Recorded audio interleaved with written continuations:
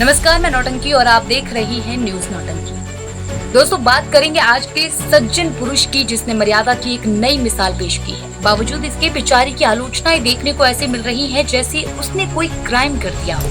कुछ लोग तो ये भी कहते नजर आए कि ड्रम में फिट उसे ही होना चाहिए था और सोनम जैसी लड़की से पाला भी उसी का पड़ना चाहिए था। नहीं समझे तो समझा दें कि बात कर रहे हैं मनोजित मिश्रा की। वो मिश्रा जिसने कई अच्छे कामों की आड़ में दुष्कर्म किए, माफ कीजिएगा मेरा मतलब है जिसने दुष्कर्म की आड़ में कई अच्छे काम किए। फिर भी जाने क्यों बेचारे की किस्मत में 2013 से लेकर अब तक कुल 11 मामले कोलकाता पुलिस द्वारा दर्ज कर लिए गए। नतीजा ये कि बेचारा 5 बार गिरफ्तारी झेल चुका है और अन्य 6 मामलों में कोर्ट में आत्मसमर्पण कर चुका है। लेकिन क्योंकि मिश्रा जी का चरित्र बिल्कुल साफ था और ये सारे इल्जाम बेबुनियाद थे, तो कोई आरोप उन पर कैसे सिद्ध हो सकता था।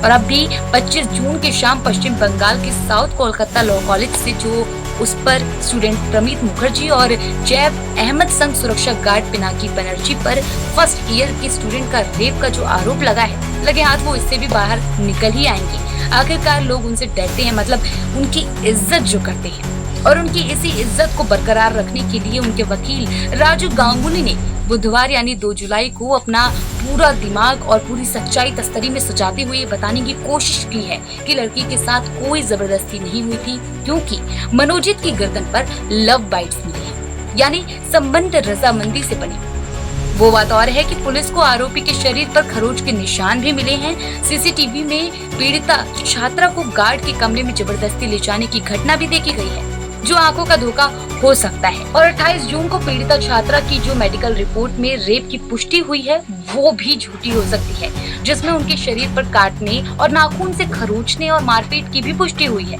और सबसे जरूरी बात, अगर ऐसा कुछ हुआ होता लड़की के साथ, तो भला वो जिंदा कैसे है?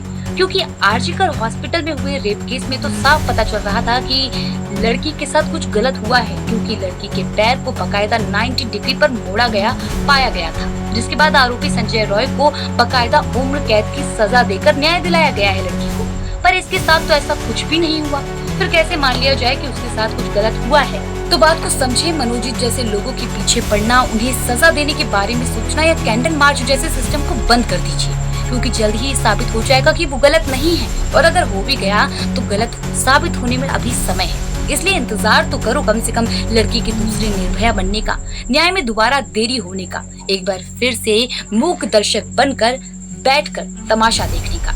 लौटेंगे नई नौटंकी के साथ, तब तक के लिए देखते रहिए न्यूज नौटंकी।